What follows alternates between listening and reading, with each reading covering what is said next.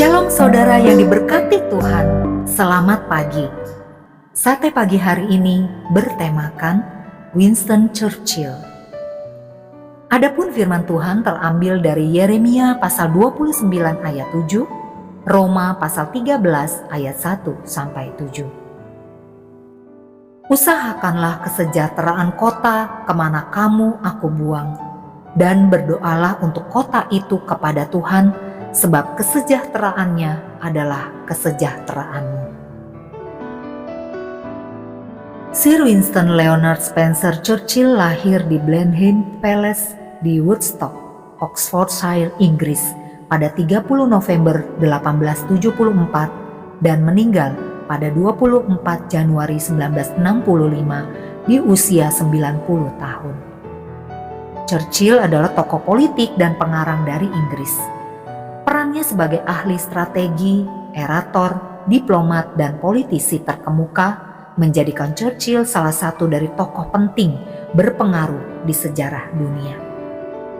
Pada tahun 1953, Churchill dianugerahi penghargaan Nobel di bidang literatur karena sumbangan yang ia berikan dalam buku-buku karangannya mengenai sejarah dunia.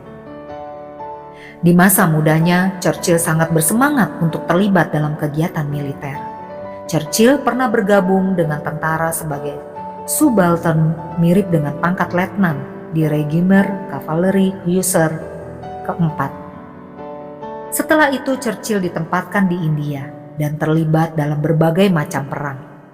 Pada tahun 1899, Churchill meninggalkan dinas militer dan memutuskan untuk meniti karir di parlemen.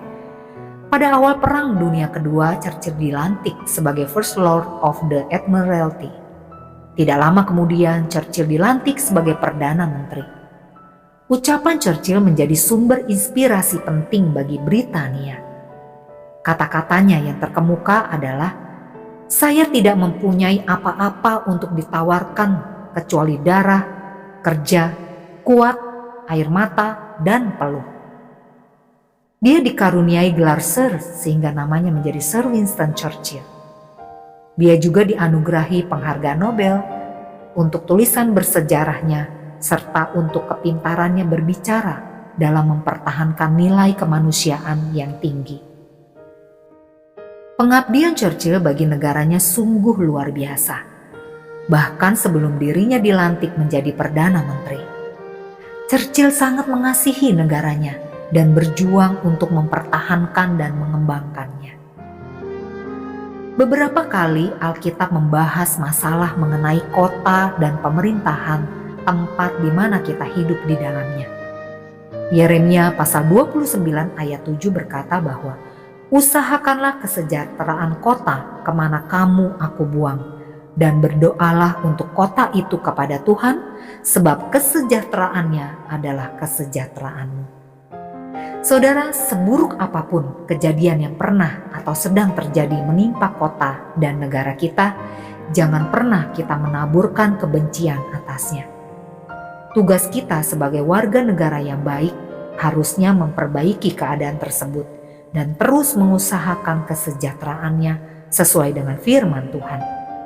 Jangan sampai kita terlibat dalam membuat kekacauan di dalam kota dan bangsa kita, atau melakukan hal-hal yang melanggar aturan pemerintah.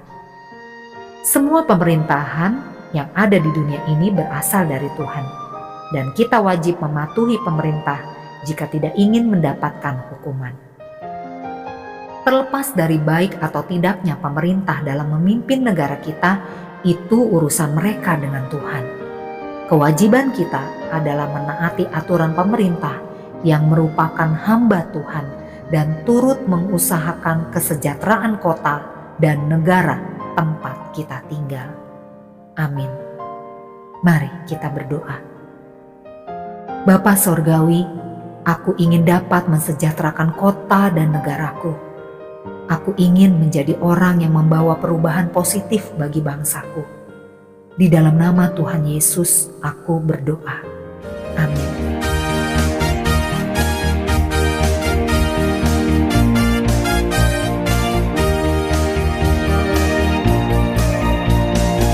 Hatiku penuh nyanyian